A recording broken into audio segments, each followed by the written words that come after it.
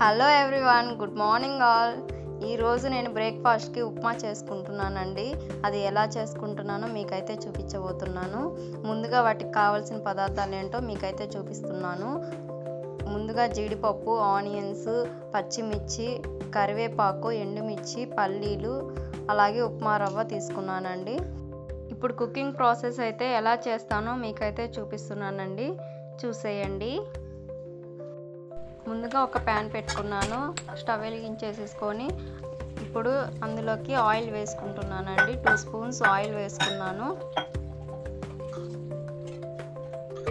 Oil కొంచెం heat అయ్యాక అందులోకి కొంచెం పచ్చెనగపప్పు వేసుకున్నానండి.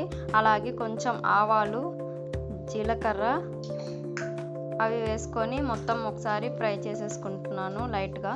అలా ఫ్రై అయిపోయిన తర్వాత ఇప్పుడు అందులోకి ఆనియన్ కట్స్ వేసుకుంటున్నానండి. వాటిని కొంచెం లైట్గా ఫ్రై అయ్యేంత వరకు ఫ్రై చేసేసుకుంటూ ఉండాలండి. అవి కొంచెం లైట్గా ఫ్రై అయిపోయిన తర్వాత అందులోకి జీడిపప్పు, పల్లీలు వేసుకుంటున్నానండి. అవి కూడా వేసుకొని వాటిని కూడా ఒకసారి ఫ్రై చేసేసుకుంటున్నాను.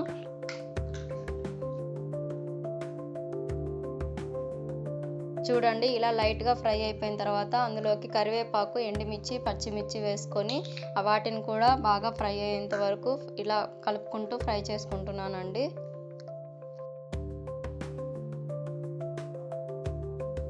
చూడండి, ఇలా ఫ్రై అయిపోయిన తర్వాత ఇందులోకి అల్లం వెల్లుల్లి కచ్చాపచ్చాగా దంచి వేసుకుంటున్నానండి. వాటిని కూడా బాగా పచ్చివాసన పోయేంత వరకు ఇలా ఫ్రై చేసుకుంటూ ఉన్నానండి.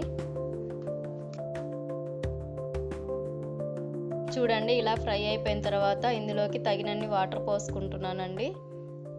వాటర్ పోసుకొని మొత్తం ఇలా కలిసిపోయేలాగా ఒకసారి కలుపుకుంటున్నాను. అందులోకి కొంచెం సాల్ట్ యాడ్ చేసుకుంటున్నానండి. ఇలా బాగా వాటర్ మరిగిపోయిన తర్వాత అందులోకి ఉప్మా రవ్వ వేసుకొని బాగా కలుపుకుంటూ, ఉండలు కట్టకుండా కలుపుకుంటూ వేసుకోవాలండి ఉప్మా రవ్వ. అలా వేసుకుంటూ ఇలా కలుపుకుంటూ చేసుకోవాలి. చూడండి, ఇలా అయితే చేసేసుకున్నాను నేనైతే. ఫైనల్గా ఉప్మా అయితే ఇలా ప్రిపేర్ అయిపోయిందండి. Thanks for watching. Please like, share and subscribe to my channel. Bye.